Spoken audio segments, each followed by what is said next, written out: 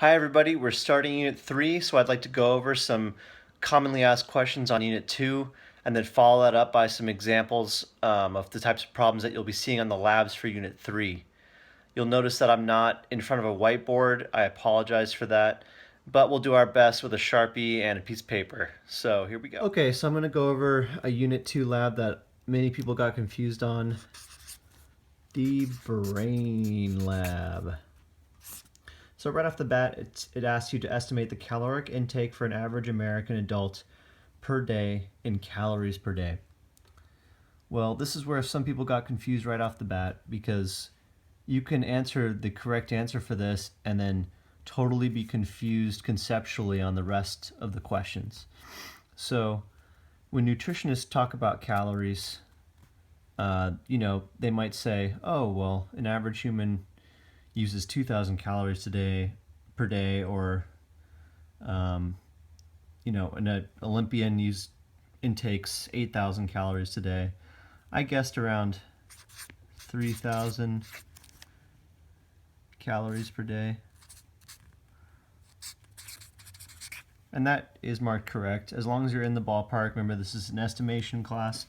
If you're in the ballpark of the answer, it's correct. So this was a correct one, but this is when you should have done some digging in a textbook or on Google, and you find out that what nutritionists call caloric intake per day, physicists call kilocalories of intake per day.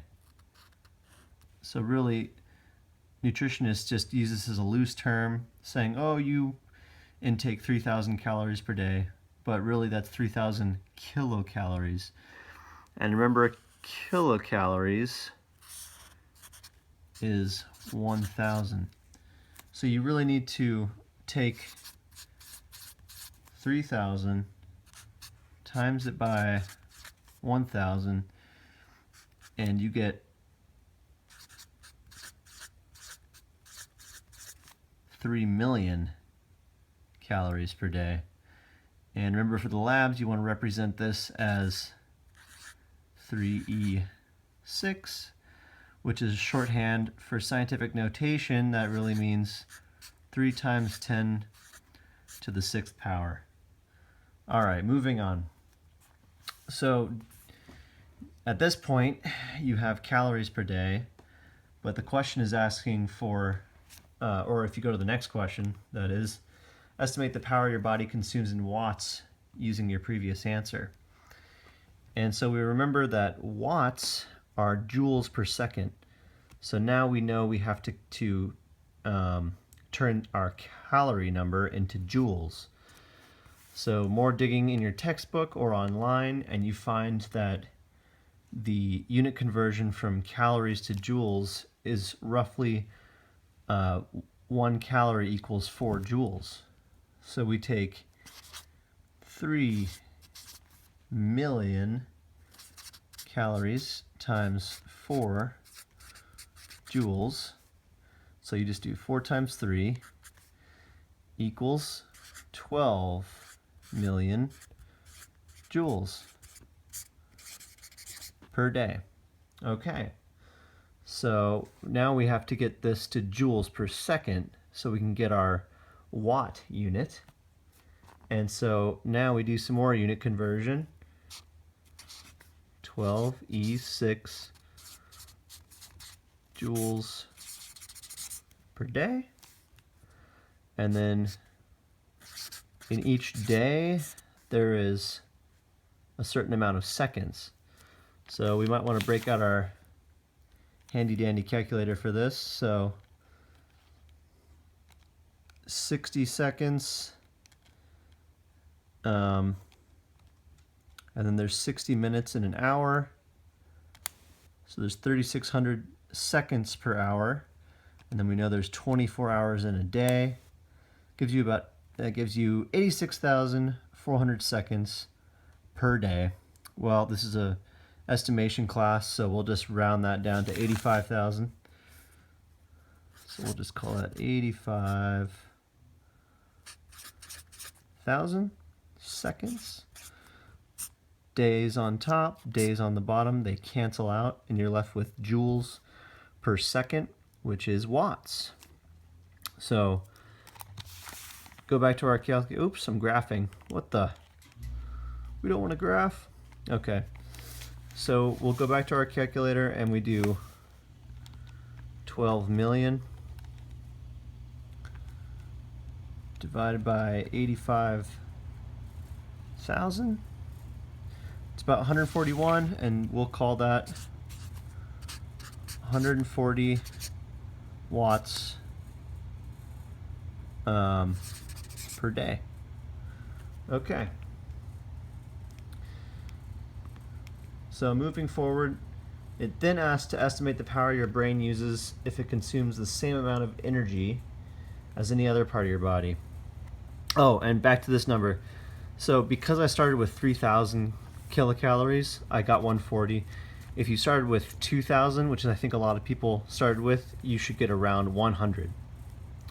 Okay, so now you want to assume that your brain uses the same amount of energy as your other body. But if you go to the top of the page in the lab, it says the average mass of the human is 60 kilograms and the average brain mass is 2 kilograms. So here now we have to do a ratio. So 2 kilograms, wow, bad handwriting. And this is your brain over 60 kilograms, and this is your body. So 2 divided by 60 is about 0.03. And sometimes when you turn something into a decimal, it's a lot easier to think about it fractionally, especially if you're doing ratios. So 0.03, this is 300ths. So sometimes I like to conceptually turn that into a fraction, because then for the next part, estimate the power your brain uses if it consumes the same amount of energy as any other part of your body. Well, for my original calculation up here, I got 140 watts per day for the whole body, and my brain apparently is 300ths of my body. So all we have to do here is times this fraction by 140. 140 times 3 is, I have no idea, mental math, 420.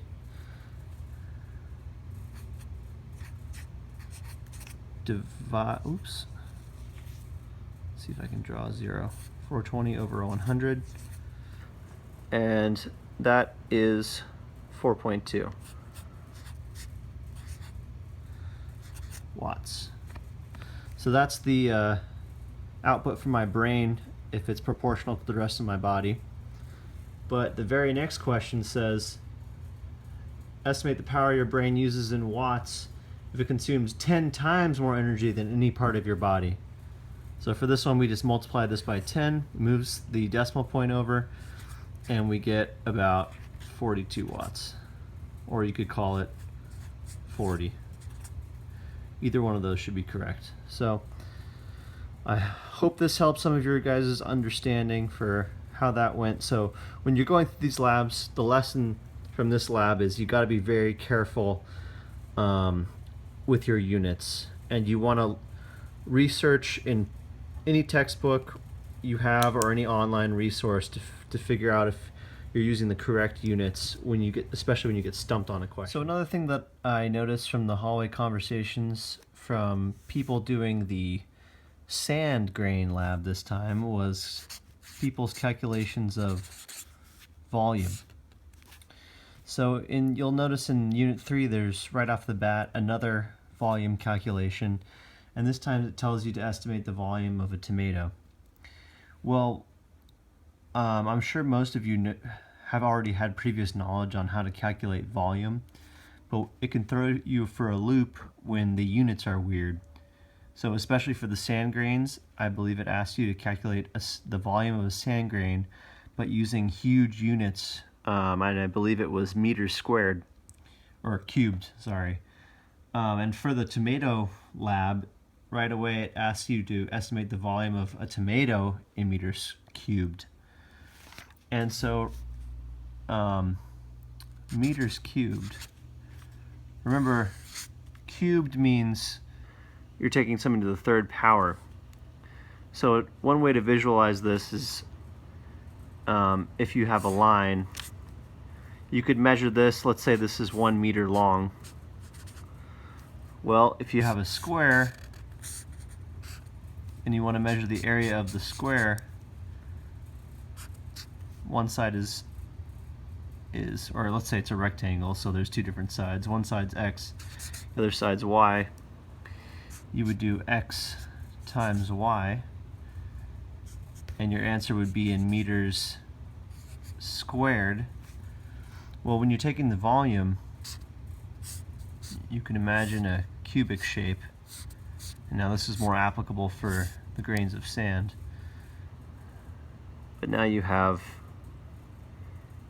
you know, x, y, and z. X times y times z, and this time your units are going to be in meters cubed. So in this case, again, they're going to ask for the volume of a tomato.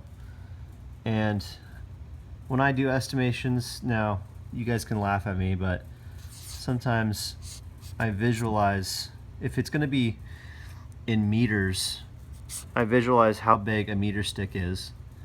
So, you know, when you're holding a meter stick and it's touching the ground, I'd say it's about yay big, maybe half your height, depending on how tall you are. And then a tomato, if I imagine like tomato sitting on the ground, tomatoes aren't that large, right? Maybe like that big. And then I think if I stack tomatoes up so that they're equal height to this meter, how many tomatoes am I going to have stacked up? So I'm betting I could fit 10 tomatoes there stacked up on a side to get to 1 meter. And so I'm calling, let's do a zoom in of a tomato.